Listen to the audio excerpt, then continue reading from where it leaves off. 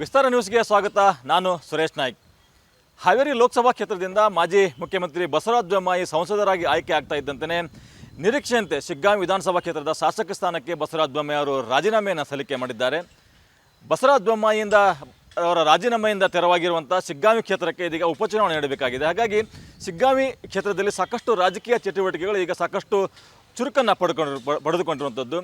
ಶಿಗ್ಗಾಂವಿ ಕ್ಷೇತ್ರದಿಂದ ಸತತವಾಗಿ 4 ಬಾರಿ ಅಂತಂದರೆ ಬಸವರಾಜ ಬೊಮ್ಮಾಯಿ ಅವರು ಶಾಸಕರಾಗಿ ಆಯ್ಕೆಯಾಗಿದ್ದರು. 2008, 2013, 2018 ಹಾಗೂ 2023ರಲ್ಲಿ ಅವರು ಶಾಸಕರಾಗಿ ಆಯ್ಕೆಯಾಗಿದ್ದರು. ಅವರ ಶಾಸಕ ಸ್ಥಾನಕ್ಕೆ ಈಗ ರಾಜೀನಾಮೆ ಕೊಟ್ಟಿರುವ ಹಿನ್ನೆಲೆಯಲ್ಲಿ ಬೊಮ್ಮಾಯಿ ಅವರ ಉತ್ತರಾಧಿಕಾರಿಯಾಗಿ ಬಸವರಾಜ ಬೊಮ್ಮಾಯಿ ಅವರ ಪುತ್ರ ಭರತ್ ಬೊಮ್ಮಾಯಿ ಅವರು ಈ ಬಾರಿ ಉಪಚುನಾವಣೆಯಲ್ಲಿ ಶಿಗ್ಗಾಂವಿಯಿಂದ ಸ್ಪರ್ಧೆ ಮಾಡ್ತಾರೆ ಅನ್ನುವಂಥ ಚರ್ಚೆ ಕೂಡ ಈಗ ಶುರುವಾಗಿರುವಂಥದ್ದು. ಯಾಕೆಂತಂದರೆ ಕಳೆದ ವಿಧಾನಸಭಾ ಚುನಾವಣೆಯ ಸಂದರ್ಭದಲ್ಲೂ ಕೂಡ ಬೊಮ್ಮಾಯಿ ಅವರ ಪರವಾಗಿ, ಅಂದರೆ ಅವರ ತಂದೆಯ ಪರವಾಗಿ ಪುತ್ರ ಭರತ್ ಬೊಮ್ಮಾಯಿ ಅವರು ಕೂಡ ಸಾಕಷ್ಟು ಪ್ರಚಾರವನ್ನು ಮಾಡಿದರು. ಈ ಕಳೆದ ಲೋಕಸಭಾ ಚುನಾವಣೆ ಸಂದರ್ಭದಲ್ಲೂ ಕೂಡ ತಂದೆ ಪರವಾಗಿ ಹಾವೇರಿ ಕ್ಷೇತ್ರದಲ್ಲಿ ಅವರು ಪ್ರಚಾರದಲ್ಲಿ ಕಾಣಿಸಿಕೊಂಡಿದ್ದಾರೆ. ಹಾಗಾಗಿ ಅಂತಂದರೆ ಸಕ್ರಿಯ ರಾಜಕಾರಣಕ್ಕೆ ಭರತ್ ಬೊಮ್ಮಾಯಿ ಅವರು ಬರ್ತಾರೆ ಅನ್ನುವಂಥ ಚರ್ಚೆ ಇದೆ. ಅದು ಶಿಗ್ಗಾಂವಿ ನಡೀತಿರುವಂಥ ಉಪಚುನಾವಣೆ ಸಂದರ್ಭದಲ್ಲಿ ಅವರು BJP ಅಭ್ಯರ್ಥಿ ಆಗ್ಬೋದು ಎನ್ನುವಂಥ ಸಾಕಷ್ಟು ಚರ್ಚೆ ಇದೆ. ಇದರ ಜೊತೆಗೇ BJPಯಲ್ಲಿ ಸಾಕಷ್ಟು ಅಭ್ಯರ್ಥಿಗಳು ಅಂತಂದರೆ ಈ ಬಾರಿ ಸ್ಥಳೀಯರಿಗೆ ಹೆಚ್ಚಿನ ಟಿಕೆಟನ್ನು ಕೊಡಬೇಕು. ಯಾಕಂದರೆ ಕಳೆದ 4 ಚುನಾವಣೆಯಲ್ಲೂ ಕೂಡ ಹೊರಗಿನಿಂದ ಬಂದಂಥವರಿಗೆ ಟಿಕೆಟನ್ನು ಕೊಡಲಾಗಿತ್ತು. ಹಾಗಾಗಿ ಸ್ಥಳೀಯರಿಗೆ ಕೊಡಬೇಕು ಅನ್ನುವಂಥ ಒಂದು ವಾದ ಜೋರಾಗಿ ಕೇಳಿಬರ್ತಾ ಇದೆ. ಹಾಗಾಗಿ ಸ್ಥಳೀಯರಾಗಿರುವಂಥ ಶ್ರೀಕಾಂತ್ ದುಂಡಿಗೌಡರಾಗಿರ್ಬೋದು, ಜೊತೆಗೆ ಶಶಿಧರ್ ಎಲಿಗಾರ್ ಆಗಿರ್ಬೋದು, ಇವರೆಲ್ಲರೂ ಕೂಡ ಒಂದು ಸ್ಥಳೀಯರಿಗೆ ಕೊಡಬೇಕು ಅನ್ನೋ ಇದರಲ್ಲಿ ಟಿಕೆಟ್ಗಾಗಿ ಪೈಪೋಟಿ ನಡೆಸ್ತಾರೆ. ಇದರ ಜೊತೆಗೆ ಅಂತಂದರೆ ಕಾಂಗ್ರೆಸ್ ರಾಜ್ಯದಲ್ಲಿ ಕಾಂಗ್ರೆಸ್ ಅಧಿಕಾರದಲ್ಲಿರುವ ಹಿನ್ನೆಲೆಯಲ್ಲಿ ಪ್ರಬಲ ಅಭ್ಯರ್ಥಿ ಕೂಡ ಬೇಕಾಗುತ್ತೆ ಅನ್ನೋ ಕಾರಣಕ್ಕಾಗಿ ಮಾಜಿ ಸಚಿವರಾಗಿದ್ದ BC ಪಾಟೀಲ್ ಆಗಿರ್ಬೋದು, ಜೊತೆಗೆ ಮುರುಗೇಶ್ ನಿರಾಣಿ ಆಗಿರ್ಬೋದು, ಜೊತೆಗೆ ಸಾಕಷ್ಟು ಜನ ಹೊರಗಿನಿಂದ ಕೂಡ ಅಭ್ಯರ್ಥಿಗಳು ಶಿಗ್ಗಾಂವಿಯಿಂದ ಸ್ಪರ್ಧೆ ಮಾಡೋದಕ್ಕೆ ಸಾಕಷ್ಟು ಉತ್ಸಾಹವನ್ನು ತೋರ್ತಾ ಇದ್ದಾರೆ.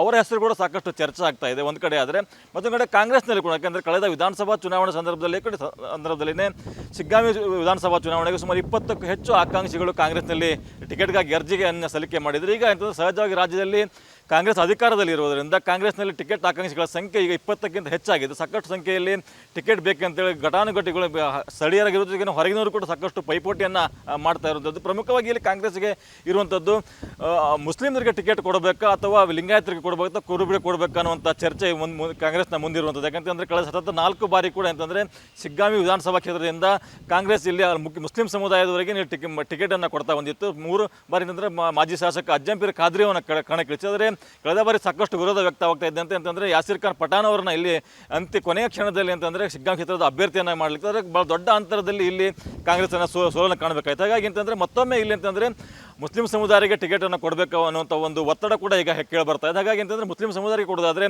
ಮಾಜಿ ಶಾಸಕ ಅಜ್ಜಂಪೀರ್ ಖಾದ್ರಿ ಅವರ ಹೆಸರು ಸಾಕಷ್ಟು ಮುಂಚೂಣಿಯಲ್ಲಿರುವಂಥದ್ದು. ಜೊತೆಗೆ ಕಳೆದ ಬಾರಿ ಸ್ಪರ್ಧೆ ಮಾಡಿದಂಥ ಯಾಸಿರ್ ಖಾನ್ ಪಠಾಣರು ಕೂಡ ಟಿಕೆಟ್ಗಾಗಿ ಸಾಕಷ್ಟು ಪ್ರಯತ್ನವನ್ನು ಮಾಡ್ತಾರೆ. ಜೊತೆಗೆ ಪರಿಷತ್ ಸದಸ್ಯ ಸಲೀಂ ಅಹಮದ್ ಅವರು ಕೂಡ ಟಿಕೆಟ್ಗಾಗಿ ಹೆಸರನ್ನು ಕೇಳಿಬರ್ತಾರೆ ಒಂದು ಕಡೆ. ಆದರೆ ಮತ್ತೊಂದು ಕಡೆ ಬೇರೆ ಬೇರೆ ಸಮುದಾಯದ ಅಂದರೆ ಮುಸ್ಲಿಂ ಸಮುದಾಯನ ಹೊರತುಪಡಿಸಿ ಬೇರೆ ಸಮುದಾಯದವರು ಕೂಡ ಟಿಕೆಟನ್ನು ಕೊಡಬೇಕು ಅನ್ನೋ ಚರ್ಚೆ ಕೂಡ ನಡೀತದೆ. ಹಾಗಾಗಿ ಅಂತಂದರೆ ರಜತ್ ಉಳ್ಳಾಗಡ್ಡಿ ಮಠ ಆಗಿರೋ ಜೊತೆಗೇ ಆರ್ ಶಂಕರ್ ಆಗಿರ್ಬೋದು, ಬೇರೆ ಬೇರೆ ಇವರೆಲ್ಲರೂ ಕೂಡ ಅಂತಂದರೆ ಕಾಂಗ್ರೆಸ್ನಿಂದ ಟಿಕೆಟ್ಗಾಗಿ ಸಾಕಷ್ಟು ಪ್ರಯತ್ನವನ್ನು ನಡೆಸ್ತಾ ಇದ್ದಾರೆ. ಹಾಗಾಗಿ ಅಂತಿಮವಾಗಿ ಅಂತಂದರೆ ಶತಾಯಗತ ಕಳೆದ 4 ಚುನಾವಣೆಯಲ್ಲಿ ಕಾಂಗ್ರೆಸ್ ಶಿಗ್ಗಾಂವಿಯಲ್ಲಿ ಸೋತಿದೆ. ಹಾಗಾಗಿ ಈ ಬಾರಿ ಏನೇ ರಾಜ್ಯದಲ್ಲಿ ಸರ್ಕಾರ ಇರುವ ಕಾರಣಕ್ಕಾಗಿ ಶಿಗ್ಗಾಂವಿಯಲ್ಲಿ ಗೆಲ್ಲೇಬೇಕು ಅನ್ನೋ ಒಂದು ಪಣಕ್ಕೆ ಬಿದ್ದಂತೆ ಕಾಂಗ್ರೆಸ್ ಕೂಡ ಕಾಣ್ತದೆ. ಹಾಗಾಗಿ ಮತ್ತೊಂದು ಕಡೆ 4 ಬಾರಿ BJPಯ ಭದ್ರಕೋಟೆ ಆಗಿದ್ದಂಥ ಶಿಗ್ಗಾಂವಿಯನ್ನು ಮತ್ತೊಮ್ಮೆ ಕಮಲ ಅರಳಿಸೋದಕ್ಕೆ ಬಸವರಾಜ ಬೊಮ್ಮಾಯಿ ಅವರು ಜೊತೆಗೇ ಸಂಸದ ಮತ್ತು ಕೇಂದ್ರ ಸಚಿವ ಪ್ರಹ್ಲಾದ್ ಜೋಶಿ ಅವರು ಕೂಡ ಸಾಕಷ್ಟು ಪ್ರಯತ್ನ ಮಾಡ್ತಾರೆ. ಅಂತಿಮವಾಗಿ ಇಲ್ಲಿ ಟಿಕೆಟ್ಗಾಗಿ ಸಾಕಷ್ಟು ಪೈಪೋಟಿ ಒಂದು ಕಡೆ ನಡೀತಾ ಇದ್ದರೆ, ಮತ್ತೊಂದು ಅಂದರೆ ಬಸವರಾಜ ಬೊಮ್ಮಾಯಿ ಅವರ ರಾಜಕೀಯ ಭವಿಷ್ಯ ಕೂಡ ಮುಂದೆ ಏನು ಅನ್ನುವಂಥ ಚರ್ಚೆ ಕೂಡ ಒಂದು ಕಡೆ ಶುರುವಾಗಿದೆ. ಯಾಕೆಂತಂದರೆ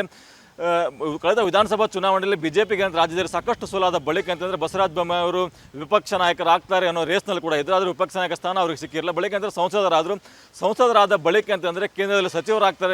ಅವ್ರ ತಂದೆ ಕೂಡ ಅಂತಂದರೆ ಕೇಂದ್ರದಲ್ಲಿ ಸಚಿವರಾದ ಬಳಿಕ ಅಂತಂದರೆ ಕೇಂದ್ರದಲ್ಲಿ ಸಚಿವರಾಗಿದ್ದರು. ಹಾಗಾಗಿ ಬಸವರಾಜ ಬೊಮ್ಮಾಯಿ ಅವರು ಕೂಡ ಲಿಂಗಾಯತ ಕೂಡದಲ್ಲಿ ಸಚಿವರಾಗ್ತಾರೆ ಅನ್ನುವಂಥ ಸಾಕಷ್ಟು ನಿರೀಕ್ಷೆಯನ್ನು ಈ ಭಾಗದ ಜನ ಕೂಡ ಇಟ್ಕೊಂಡಿದ್ದಾರೆ. ಆದರೆ ಅಂತಂದರೆ ಕೊನೆಯ ಕ್ಷಣದಲ್ಲಾದಂಥ ಬದಲಾವಣೆಯಲ್ಲಿ ಬಸವರಾಜ ಬೊಮ್ಮಾಯಿ ಅವರಿಗೆ ಕೇಂದ್ರದಲ್ಲಿ ಸಚಿವ ಸ್ಥಾನ ತಪ್ಪಿರುವಂಥದ್ದು. ಹೀಗಾಗಿ ಅಂತಂದರೆ ಮುಂದಿನ ದಿನಗಳಂತಂದರೆ ಮತ್ತೆ ಕೇಂದ್ರ ಸಚಿವ ಸಂಪುಟ ವಿಸ್ತರಣೆ ಆಗಿರ್ಬೋದು, ಪುನರಚನೆ ಆಗಿರ್ಬೋದು, ಆ ಸಂದರ್ಭದಲ್ಲಿ ಬಸವರಾಜ ಬೊಮ್ಮಾಯಿ ಅವರಿಗೆ ಅವಕಾಶ ಸಿಗ್ಬೋದು ಎನ್ನುವಂಥ ಒಂದು ಆಶಾಭಾವನೆಯನ್ನು ಈ ಭಾಗ ಜನ ವ್ಯಕ್ತಪಡಿಸ್ತಿರೋದು ಒಂದು ಕಡೆ. ಆದರೆ ಮತ್ತೊಂದು ಕಡೆ ಅಂತಂದರೆ ಇದೆಲ್ಲ ಬೆಳವಣಿಗೆಗಳ ನಡುವೆ ಬಸವರಾಜ ಬೊಮ್ಮಾಯಿ ಅವರೆಲ್ಲ ಒಂದು ಕಡೆ ಅಂತಂದರೆ ತಾನು ರಾಜ್ಯ ರಾಜಕಾರಣದಲ್ಲಿ ಸಕ್ರಿಯವಾಗಿರ್ತೇನೆ, ರಾಜ್ಯ ರಾಜಕಾರಣದಲ್ಲಿ ಹೆಚ್ಚಿನ ಸಮಯವನ್ನು ತೊಡಗಿಸಿಕೊಳ್ತೇನೆ ಅನ್ನೋ ಒಂದು ಮಾತನ್ನು ಅವರೇ ಹೇಳ್ಕೊಂಡಿರೋ ಹಿನ್ನೆಲೆಯಲ್ಲಿ ಸದ್ಯಕ್ಕೆ ಅವರ ಮುಂದೆ ಇರುವಂಥದ್ದು ಈಗ ಶಿಗ್ಗಾಂವಿ ಉಪಚುನಾವಣೆ ನಡೀತಾ ಇದೆ. ಉಪಚುನಾವಣೆಯಲ್ಲಿ BJPಯನ್ನು ಗೆಲ್ಲಿಸುವಂಥದ್ದು ಅವರಿಗೆ ಭಾಳ ಮಹತ್ವದ ಜವಾಬ್ದಾರಿ ಇರುವಂಥದ್ದು. ಹಾಗಾಗಿ ನಲ್ಲಿ ಯಾರಿಗೆ ಟಿಕೆಟ್ ಸಿಗುತ್ತೆ ಅನ್ನೋದು ಈಗ ಭಾಳ ಕುತೂಹಲಕಾರಿ ಅಂಶವಾಗಿರುವಂಥದ್ದು.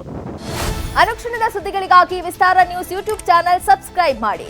ಹೊಸ ಸುದ್ದಿಗಳ ನೋಟಿಫಿಕೇಶನ್ಗಾಗಿ ಬೆಲ್ ಐಕಾನ್ ಕ್ಲಿಕ್ ಮಾಡಿ. ಲೇಟೆಸ್ಟ್ ಅಪ್ಡೇಟ್ಸ್ಗಾಗಿ www.vistaranews.com ವೆಬ್ಸೈಟ್ಗೆ ವಿಸಿಟ್ ಮಾಡಿ. ಅಂಗೈಯಲ್ಲೇ ಜಗತ್ತಿನ ಸುದ್ದಿ ತಿಳಿಯಲು ವಿಸ್ತಾರ ನ್ಯೂಸ್ ಕನ್ನಡ ಆಪ್ ಡೌನ್ಲೋಡ್ ಮಾಡಿ.